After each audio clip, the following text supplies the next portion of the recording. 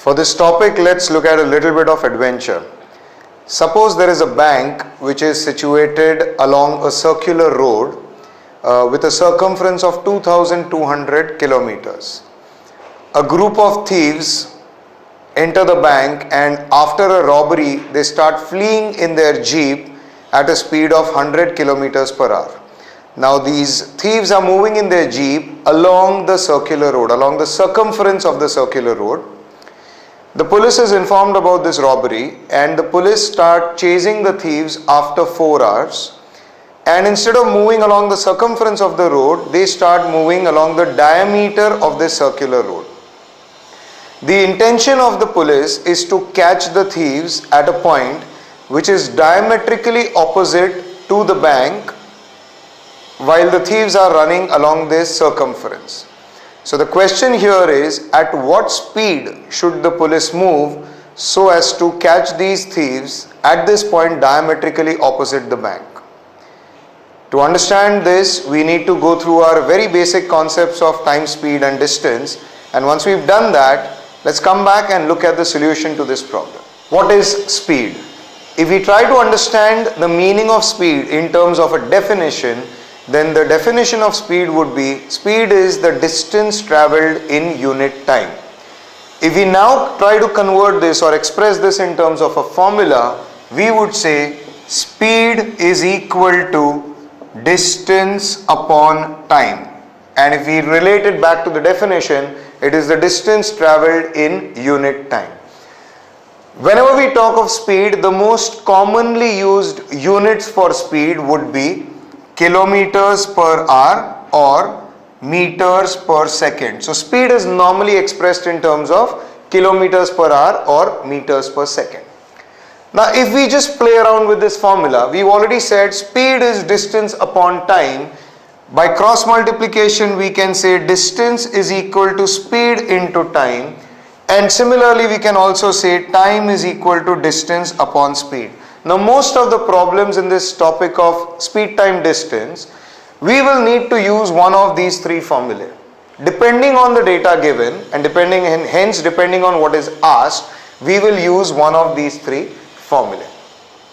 If we focus on this particular statement, which is distance is equal to speed into time, we can say that if time remains constant, then distance varies directly as speed. This is if time is constant. What does this mean? In the same time, if I travel at a higher speed, I will be able to cover more distance, and hence distance varies directly as speed if time is constant.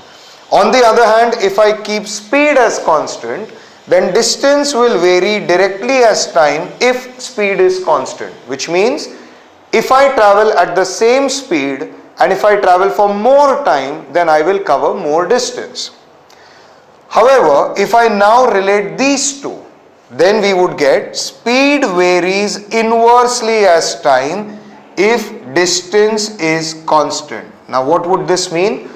To cover the same distance, if I travel at a higher speed, then I would take lesser time, and hence speed varies inversely as time if the distance is constant. Now this has a lot of very important application when it comes to problems. So in a problem, if you are told that distance to be covered remains the same but the speed doubles. Now automatically if the speed doubles, the time required would become half of the original time. So we can also say, if speed changes in the ratio A is to B and if distance remains constant, then time should change in the ratio B is to A. So basically, because they are inversely related, we just take the reciprocal of the ratio, obviously assuming distance is constant. Having gone through these basic concepts, in a lot of problems, we've already mentioned that speed is measured either in kilometers per hour or meters per second. But in a lot of problems, we will have distance given in terms of, let's say, meters, and speed given in terms of, let's say, kilometers per hour. So what is important is we need to learn if speed is given in kilometers per hour, but distance is given in meters, then we may have to convert speed from kilometers per hour into meters per second. And hence, how do we convert?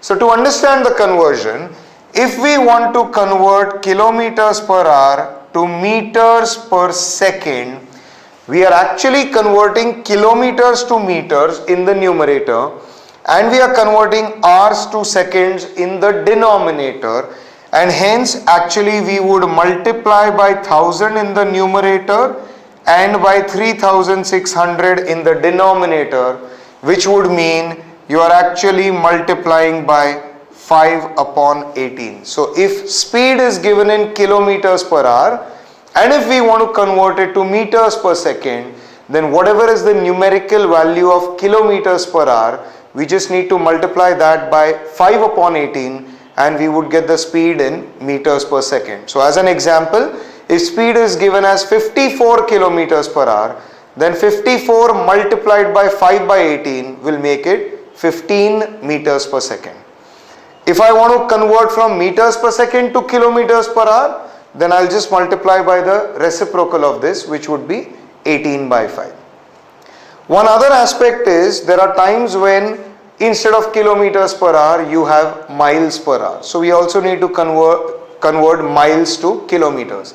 And here the conversion from miles to kilometers would simply be 1 mile is equal to 1.6 kilometers. So if you want to convert from miles per hour into kilometers per hour, then whatever is the speed given in miles per hour, we multiply that by 1.6 and we would get the speed in kilometers per hour. So these are the basic concepts of speed, time, distance in terms of the formulae, in terms of the relationship, in terms of variation, and in terms of conversion of speed from one unit to another unit.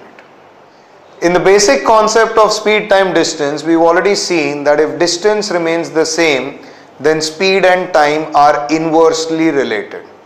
Let's look at a slightly different concept here. Suppose we have these two endpoints A and B, and suppose we have two people starting from these two endpoints. There's a person starting from A moving towards B, and there's a person starting from B moving towards A. Suppose this person is traveling at a speed which is denoted as SA, and this person is traveling at a speed which is denoted at SB. Now the problem tells you if two people start from two opposite ends A and B and move towards each other, and after meeting they reach the opposite ends in times A hours and B hours respectively, then what would be the relationship between the speed and the time?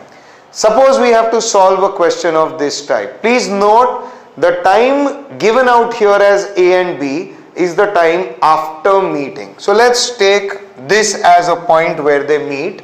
Let's denote this as point A and let's denote this as point M. And suppose we say that these two people meet at this point after time T. Let's try and understand what happens here. This person who's starting from point A is traveling at a speed SA and he reaches point M in time T. So the distance that this person travels is SA multiplied by T, speed into time. This person who is traveling at a speed SB reaches point M after time T, and hence this distance traveled would be SB into T. Now it is also given to us in the problem that this person who is traveling towards B after point M reaches the opposite end in A hours, and this person who is traveling from B to A after point M reaches point A in B hours, which basically means that this person who is moving towards B is going to travel distance SB into T in A hours at a speed of SA. So we use the formula speed is equal to distance upon time. So SA would be equal to SB into T upon A when we look at this part. Similarly, we will get SB is equal to, and this person is going to travel distance SAT in B hours, and hence SB is equal to SA into T divided by B. Now if we divide these two equations, T would cancel off, and then what we would get when we divide these two equations, we would get SA upon SB is equal to SB into B upon SA into A. And if we cross multiply now, we would get SA square divided by SB square is equal to B upon A, and hence the final answer that we would get would be SA upon SB is equal to square root of B upon A. So in such a problem where the data given to us is about time taken to reach the opposite end, but that time taken is after the meeting point, then the relationship that we would have would be ratio of the speeds would be square root of the inverse ratio of the time. The concept of relative speed is applicable when we have two moving objects. So when we say relative speed, what it means is the speed of one object in relation to the other object. Let's assume these are two objects. One of them, let's assume for the time being, is stationary, and this is the moving object. Now if this object is moving towards this object or away from this object, since this object is stationary, the relative speed would be nothing but the speed of this object itself. Now let's take a case where these two objects are both moving, and this object is moving in this direction and this object is also moving in this direction. So we are looking at a case where two objects are moving in the same direction. If we want to find the relative speed of this moving object with respect to this moving object when they are moving in the same direction, how do we work it out? Now if this object was not moving, then the relative speed of this object would simply be speed of this moving object itself. But now by moving this object, by moving in this direction, is making it more difficult for this object to catch up. When I say more difficult, it means that this object is going to take more time to catch up with this object because this object is also moving away. And if it is going to take more time, that means the relative speed of this object with respect to this object is going down. Only then will the time taken be more, and hence when two objects move in the same direction, the relative speed would be the difference of the two individual speeds.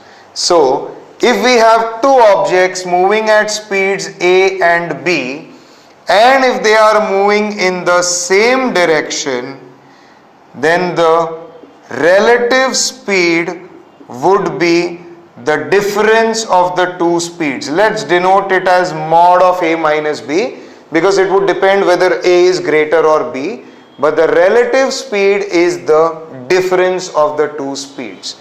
However, if they are moving in opposite direction, if we again go back to these two as the moving objects, by moving in opposite directions towards each other, each object is making it easier for the other object to meet up, which would mean time required to meet up would go down, which means the speed has gone up, and hence the relative speed now when two objects move in opposite directions would be the sum of the two speeds. So to summarize, whenever we have two objects both moving, suppose at speeds A and B individually, if they are moving in the same direction, relative speed would be the difference of the two speeds, and if they are moving in opposite directions, then the relative speed would be the sum of the two speeds.